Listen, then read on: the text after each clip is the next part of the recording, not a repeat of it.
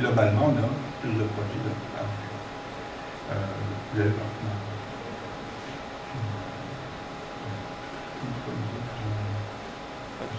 Je vais y aller avec deux questions, en fait. La première, c'est que je pense que c'est Jean-François Lisée qui sortait le chiffre. Il disait que quand on faisait des comparaisons États-Unis, Québec, c'était utile de retrancher le premier 1% le plus riche ou les 10% les plus riches parce que les Américains sont tellement riches versus le tellement pauvres que ça change la donne. Et la deuxième, je vais la retrouver. Juste pour répondre à ça, vous avez parfaitement raison. De toute façon, puis c'est vrai pour le Québec, mais c'est vrai pour le Canada en général. Le Canadien moyen est rendu probablement plus riche que l'Américain moyen. Le vrai.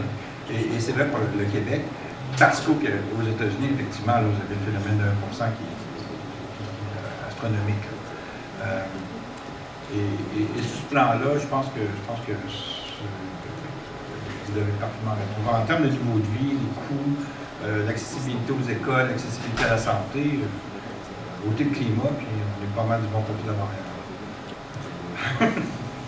C'est ça, on est dans un peloton de tête, mais un peu en arrière du premier. Il ne faut pas l'oublier. L'argument qui est souvent employé, c'est le fait que si on pouvait disposer de cet argent-là, nous-mêmes, en fonction de nos priorités, on pourrait faire des choses plus efficaces, plus efficientes.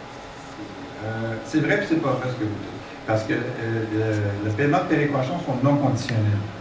Ce qui est conditionnel, c'est santé et éducation. Mais le 10 milliards, c'est vraiment pour fais ce que tu veux avec.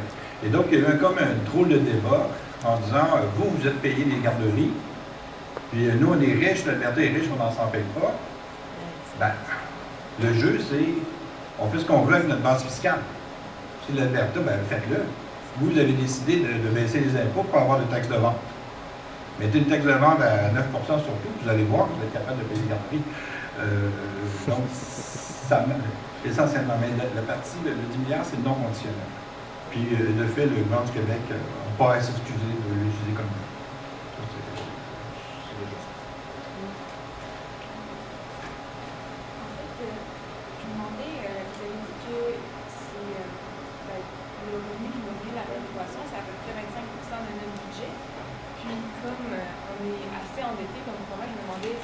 Sans ce 25%-là qu'on dépense actuellement, qu'est-ce qu'on ferait? Est-ce que vous croyez qu'il y aurait une solution pour réussir à aller chercher cet argent-là ou il faudrait peut-être couper un peu par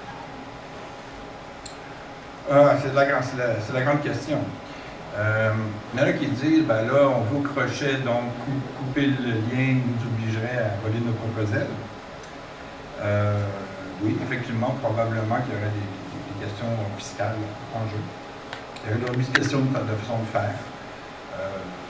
Puis là, c'est vrai, on ne rentrera pas là-dedans, c'est trop complexe, mais il y aurait aussi certains actifs qui seraient transférés. Donc, c'est un autre problème comme tel. Mais effectivement, l'idée au Québec, moi, je pense que travailler à ne plus avoir besoin de péréquation ou de dire, bien, une fois, c'est nous qui allons payer la tournée, c'est une bonne chose. Ça veut dire que ça va mieux au Québec.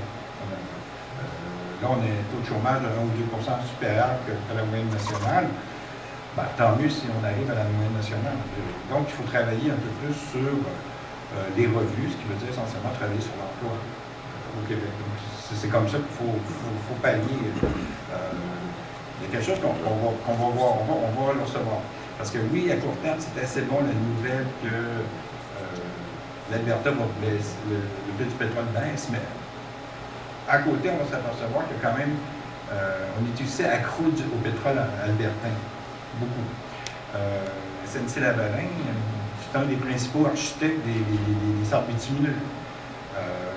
Transforce, c'est quand il transporte une partie du. Ben là, Mégantic nous rappelle, une partie du transport ferroviaire est due au pétrole. Ça peut travailler du monde chez nous aussi. Il faut faire très normal. La Banque nationale, le congrès de la Banque nationale, il y a quelque chose de plus québécois que la Banque nationale.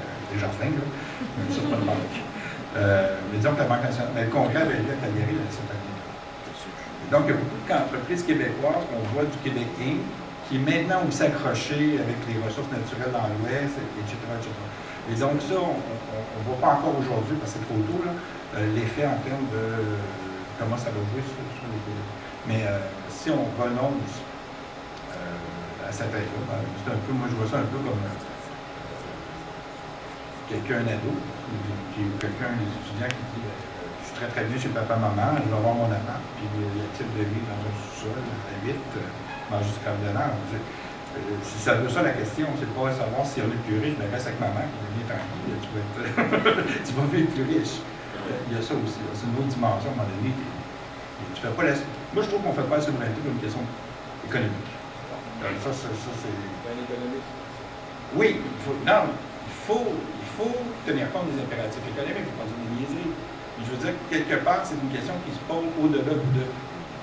est-ce qu'on va devenir riche? Je pense pas. Est-ce qu'on va devenir si pauvre? Je pense pas. On va probablement être à peu près le niveau de vie qu'on a maintenant, après les turbulences. Je pense que tout le monde est assez d'accord avec ça. Est-ce que c'est une bonne idée de le faire? Ça, c'est une autre question. Tu le fais pour les questions culturelles, tu le fais pour les questions d'identité, tu vas dire, ouais. Mais la question économique, c'est un peu un faux débat de dire, est-ce que oui ou non? C'est comme demander une ado, est-ce que tu souhaites tes parents ou non? Et la réponse économique, reste tout le temps chez tes parents. Non, mais c'est ce que je te dis, c'est ça, là. Comme à donné, c'est ça. Tu t'assumes pour tout. J'avais une question sur les turbulences. Oui. Quand, en 73, les gens voulaient faire la souveraineté, ils disaient que votre dollar va baisser à 65 cents, il va y avoir la fuite des capitaux, etc. Mais on n'a pas fait de la souveraineté, mais tout ça s'est passé. Le dollar est baissé à 67. C'est ça, moi, au moment où on dit. Il y a la délocalisation des entreprises qu'on n'a jamais eu. Okay? Puis finalement, c'est ça, c'est tous ces arguments de. Parce que la question de l'indépendance, c'est une question de la souveraineté, c'est une question politique, tandis que c'est pas une question économique. Peut-être c'est ça la mais la question des. C'est plus quand on revient sur les perturbations, on peut penser que les perturbations qu'on a connues jusqu'à maintenant, on ne peut pas connaître pire que ce qu'on a connu. Parce que les changements économiques qui devaient se passer, sont passés dans les 35 dernières années, qui étaient majeurs. Il n'y a rien qu'on a pu faire pour empêcher ces affaires-là. C'était des tendances lourdes. Ce qui va se passer à ce moment-là, ça va être des tendances lourdes du moment où on va se trouver, et non pas par rapport à ce qu'on va faire qu'on va avoir fait la souveraineté. Ben, la vérité, c'est qu'en pratique, les États ont peu d'emprise sur l'économie. Et on le voit, là. M. Harper, là, il a annoncé là, des baisses d'impôts, juste avant Noël, pour que ça tombe juste pour comme par hasard au mois de novembre. Ben, 3 mois plus tard, le pétrole était coupé de moitié. Personne ne pouvait le voir que l'Arabie Saoudite déciderait de nous donner une tape à la tête, là. Comme elle a fait, M. Roi-Fad des morts blancs, mais bon, il a donné une dernière taloche avant de mourir. Une bonne taloche à tout le monde. Un cours de réalisme économique et de politique qu'il nous a donné. Bon, c'est souvent un peu ça. Le subprime aux États-Unis, ben, c'était. Pourquoi? Parce que l'économie, c'est quoi? Essentiellement, c'est la gageure sur l'avenir. Hein, on pense qu'on va faire plus d'argent, on essaie quelque chose, puis le part du monde se casse la gueule. Le taux d'entreprise qui ferme après 5 ans est énorme. On le sait pas. Sauf que l'idée, ce qu'on sait, c'est que est-ce qu'on est capable de fabriquer des choses que les gens veulent? Ça, c'est solide. Et à long terme, on va y arriver. Mais non, les gouvernements, à tort ou à juste titre, globalement, peuvent accompagner les tendances lourdes, peuvent essayer de modifier un peu, jouent sur la redistribution. Ça, c'est très important. S'il y a une place où l'État a un rôle, c'est sur la redistribution. Puis là, il y a des choix. Là, c'est des choix politiques, c'est même pas des choix économiques. Jusqu'à quel niveau on considère que vous êtes riche, ça change beaucoup. Quelle charge que vous allez donner, l'accessibilité aux écoles, etc. Mais ça, c'est des choix politiques, c'est pas des choix économiques. Même si ça passe à travers l'État. Mais l'État crée de la richesse, c'est de la foutaise. C'est de la foutaise. L'État, le seul job qu'il peut créer, c'est des jobs de fonctionnaires pour analyser le problème. Oui. C'est même pas méchant, je veux dire, sinon ça serait trop facile, on aurait toujours le plein emploi et la richesse absolue. Ça veut rien dire, ça. L'État est important, mais pas comme un instantané, c'est pas le joker. J'ai retrouvé ma deuxième question. Ok. Mardi, on recevait Mario Beaulieu. Puis c'est pas la première fois que je le voyais. Puis il aime ça nous faire une comparaison en disant que l'industrie automobile en Ontario reçoit, je pense, c'est 8 milliards de mémoire, surtout depuis la crise économique de 2008. Pendant que dans ce même temps-là, notre industrie forestière reçoit 174 millions. Jusqu'à quel point on peut faire des comparatifs sur des situations particulières comme ça en matière de transferts fédéraux? Ben ça, c'est pas un transfert fédéral, là, c'est un programme de développement ciblé. C'est pas, ça rentre pas. Oui, c'est de l'argent qui va arriver quelque part. Mais la question est mal posée. Parce que dans le cas de l'auto, ça ne fait pas le défendre de l'Ontario, mais dans le cas de l'auto, c'est carrément conjoncturel. Les Américains qui achètent l'essentiel des autos produits du Canada, ils perdaient leur maison, ils n'allaient pas changer d'auto. Au Québec, ce qu'on a, c'est un problème. Il y a conjoncturel avec les maisons, mais surtout, le papier, c'est que ça ne s'utilise plus. Donc, comment envoyer de l'argent, ça serait maintenir des emplois pour 6 mois, sans vraiment de perspective avec un nouveau produit alternatif. Et donc, c'est dans ce sens-là que ça, je pense que le programme. Ceci dit, est-ce que le gouvernement a fait assez pour recentrer l'économie de la forêt au Québec? Probablement pas. Ça, on est d'accord, parce que on dit tout brûler nos iPads. Moi, je fais ma part, je n'ai jamais eu. Mais, non, mais voyez-vous, donc, il y a un côté un peu plus structurel. Mais effectivement, que vous soyez un chômeur à Sherbrooke ou à Chicoutimi, c'est pas drôle. Effectivement, mais il y avait un côté plus conjoncturel dans l'autre. Ceci dit, les autres aussi, peut-être que ça va être vain, parce que comme je vous dis, la tendance l'autre, c'est d'envoyer ça dans les pays comme le Mexique. Donc, peut-être la tendance aussi. J'avais un complément de question avec celle qui a été posée. Je voulais également parler du bitumineux. En 2010, le gouvernement fédéral a donné $1 milliard aux compagnies pétrolières américaines pour les subventionner. On s'entend qu'à ce moment-là, il n'y avait pas vraiment besoin d'argent. Là, on va subventionner les frégates pour on ne va pas les subventionner, on va les payer, c'est l'armée canadienne. Donc, ça va coûter quoi, à peu près $100 milliards sur 5 ans. Ils vont avoir des chantiers un peu partout. Nous, on n'en aura pas ici. Ils vont subventionner $2 milliards pour la ligne électrique à Terre-Neuve, pour la construction et tout ça. Nous, on n'a rien demandé au niveau d'Hydro-Québec. En prenant tout ça en considération, moi, je me pose la question au niveau de la moyenne canadienne. En fait, on reçoit plus de péréquation que les autres. Et tout ça, si on prend tout ça, on amalgame toutes ces choses-là ensemble, probablement que financièrement, puis là, on parle de la question économique au niveau de la souveraineté du Québec, si on se sépare, oui, c'est pour une question économique aussi, parce qu'on va pouvoir gérer cet argent-là. On n'aura pas à payer de frégates, on n'aura pas à payer les centres bitumineux, on n'aura pas à payer Terre-Neuve pour son câble électrique.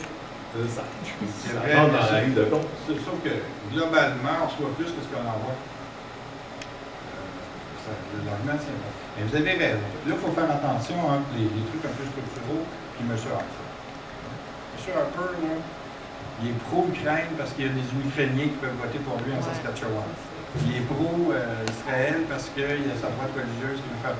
Il est très, très, très partisan. Lui, il a compté, il y a 5 députés au Québec, il n'y a pas de vote à aller faire là. Il va aller faire des votes à gauche par là. Moi, je pense que dans la répartition, tu as raison. Dans la répartition, le Québec a passé un peu son peu. D'un autre côté, l'argument, c'est M. Lebel qui va dire qu'il va pas changer, il y a quand même 7 millions. Mais là, non, je vous dis qu'il faut faire. Mais ceci dit, moi je pense qu'il faut,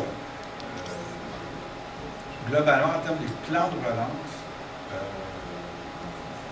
pour diverses raisons, le Québec était relativement moins pris, puis il y avait une question en termes de clientélisme politique de la crasse. Je pense que, effectivement, ceci dit, vous remarquez que les projets à Québec passent mieux qu'ailleurs.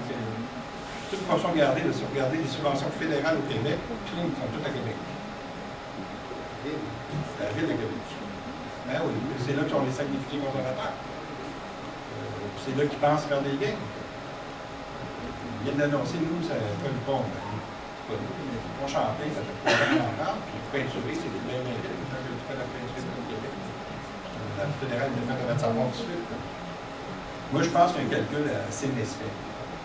Très, très lié à la vie électorale dans le gouvernement.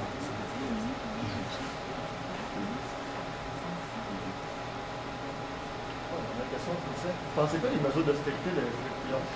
Est-ce qu'on peut vraiment dire que c'est de l'austérité ou pas? Non, c'est pas de l'austérité, ça c'est sûr. Est-ce que c'est le fun?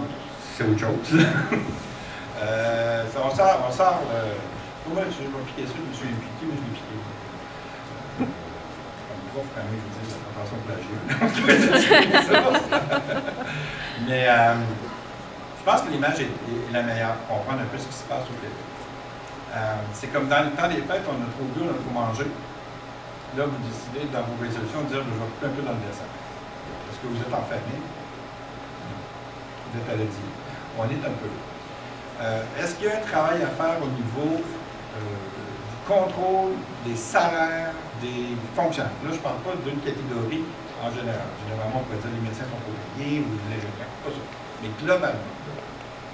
Mais globalement, les salaires, je ne sais pas si vous connaissez des gens qui travaillent dans la fonction publique, là. Ben, ça fait 30 ans qu'ils sont chauds, grosso modo. Donc, ce n'est pas une question qu'ils sont trop payés. Un salaire, un fonctionnaire provincial de base, celui qui vous répond quand vous appelez, là, c'est 40 000 par année. C'est le salaire à peu près médian du Québec. C'est pas extraordinaire. Oui, la sécurité d'emploi, d'accord. Donc, le problème, c'est pas un contrôle des coûts. Le Québec est assez bon là-dedans.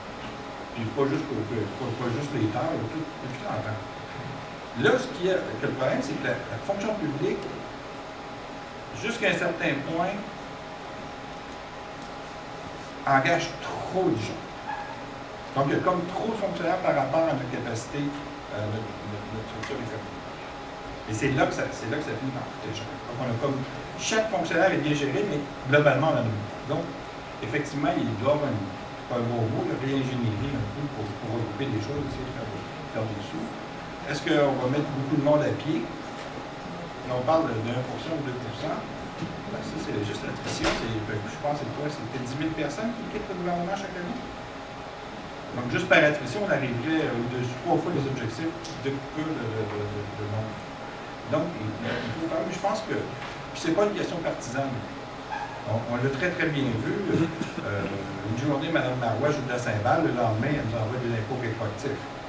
Donc, ça, c'était depuis l'année passée. M. Létard a l'effet libéral. L'effet libéral, c'est plus de taxes. Donc, jusqu'à un certain point, parce que techniquement, on est pris avec un endettement excessif. Et ça, sortez-nous les gens. Je ne peux pas m'empêcher de réagir à ce que vous venez de dire. Je ne suis pas complètement contre en passant.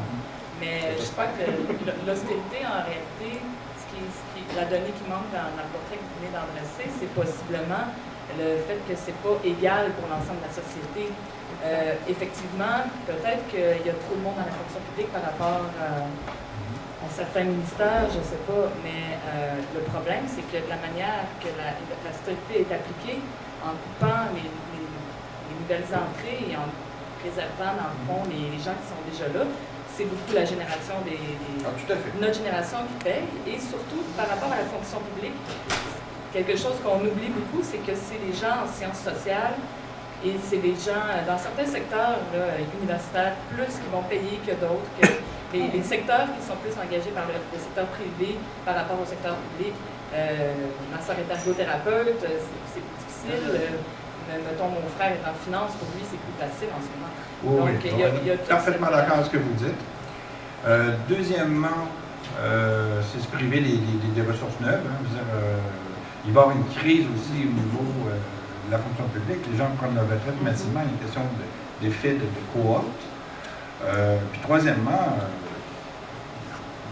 parce que si on regarde du côté des revenus du gouvernement, il faut savoir que les impôts ont augmenté de 16 milliards depuis 5 ans. 16 milliards qui sont pris de monsieur et madame tout le monde.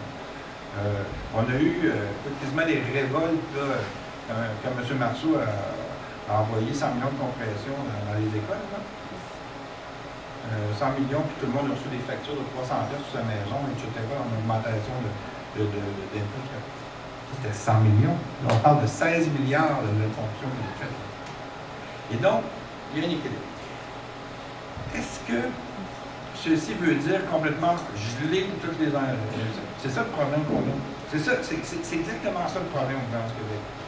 C'était ça dans le temps Bouchard, c'était ça, toutes les... C'est qu'eux, ils disent, OK, j'ai un problème comptable, donc je ne suis pas intelligent, pour des raisons de dynamique interne, 10 je tout le monde. Mais non. C'est le programme de Bouchard avec ses infirmières. Il y a trop de monde, on achète les retraites pour vous permettre de partir à 52 ans. Ben oui, mais toutes les infirmières sont parties. Moi, je ne voulais pas penser.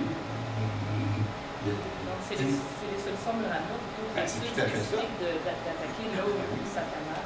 L'autre aspect aussi qu'on oublie, c'est qu'on regarde tout le temps ce que fait le gouvernement du Québec, l'austérité, en tout cas, peu importe comment on l'appelle, la diète, mais on oublie souvent de regarder l'autre moitié du portrait, qui est le gouvernement fédéral, où les employés à tâches égales sont payés beaucoup plus cher, et où en même temps que le Québec fait presque des déficits, ou en fait, et coupe, fait des programmes mur à mur comme ça, de diète, peu importe. Mais pendant ce temps-là, au fédéral, il y a des surplus presque budgétaires. Il y a des, en tout cas, possiblement du gaspillage, mais là, c'est là que l'économie devient politique, à mon avis. C'est là où, au Québec, on regarde tout le temps ce qui se passe au gouvernement du Québec, mais on regarde jamais ce qui se passe au gouvernement fédéral, alors que c'est presque moitié-moitié au niveau des revenus fiscaux de chacun. Ben, il y a une question au fédéral, puis il y a plusieurs raisons. Le fédéral, ils ont coupé, puis coupé essentiellement dans les scientifiques, puis dans ceux qui parlent à la population. Ça, c'est un autre parlement. Mais globalement, eux aussi, c'était on parle de ménage au fédéral, ça c'est une blague, ça aussi. Là aussi, il y a eu beaucoup, par exemple, le resserrement des normes pour l'espace emploi, ben, les bénéfices ont été plus de moitié en l'espace d'une quinzaine d'années. Donc oui, il y a sur ce plan.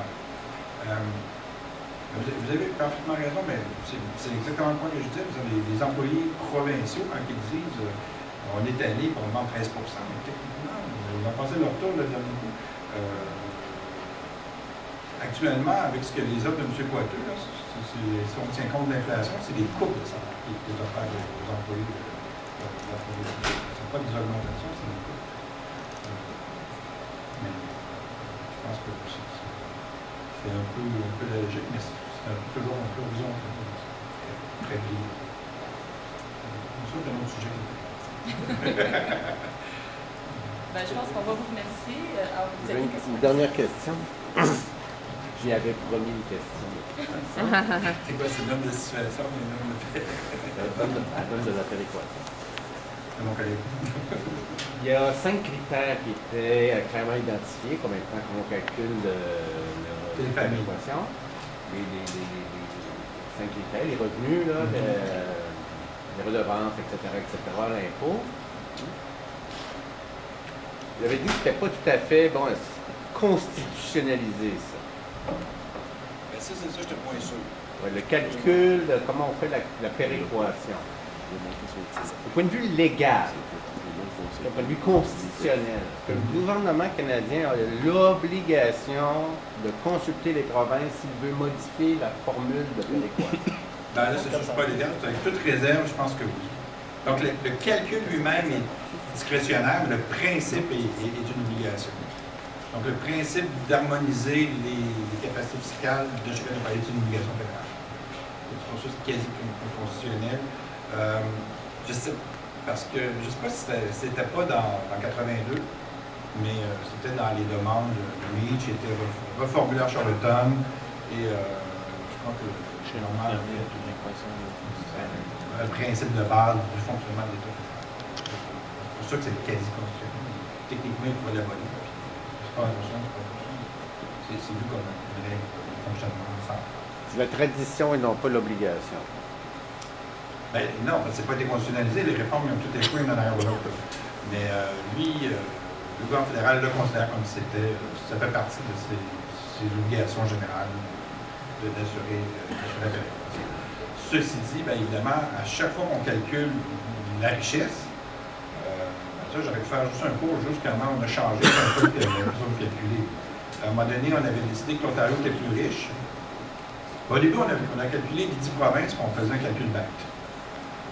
Là, on s'apercevait qu'il y avait des grosses distorsions. À un moment donné, c'est quoi, je pense, c'est C'est Mulroney, à l'époque Mulroney, au début chrétien.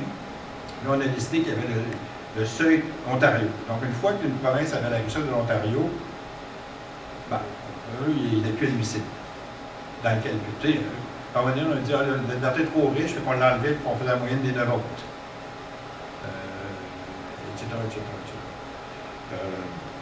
Mais là, non, on est revenu à une période assez classique, mais on calcule en fonction, non plus tellement des besoins des provinces, donc du taux d'augmentation des budgets, mais beaucoup plus en fonction de la richesse du pays. Et donc, là, vous voyez les équilibres arriver. 6 d'augmentation des frais en santé, mais le PIB qui augmente de 1 ton transfert, c'est 1 Et donc, à long, ça crée une pression sur les finances provinciales. Il y a tout un débat, évidemment, sur le fameux déséquilibre fiscal, qui est structurel. Pourquoi? Parce que les obligations provinciales sont plus fortes que les obligations fédérales. Qu'est-ce qui coûte cher au fédéral? Hormis les transferts, parce que le gros budget fédéral, c'est des transferts, bien, on tombe à la dépense, on tombe des mesures de stabilisation des politiques agricoles, on n'est pas du tout dans la santé ou l'éducation en termes de services. Et donc, il y a aussi mais c'est. Il y a à peu près une centaine de critères qui peuvent être joués, savoir si tu utilises ou pas. Je ne suis pas assez expert. Je vous remercie.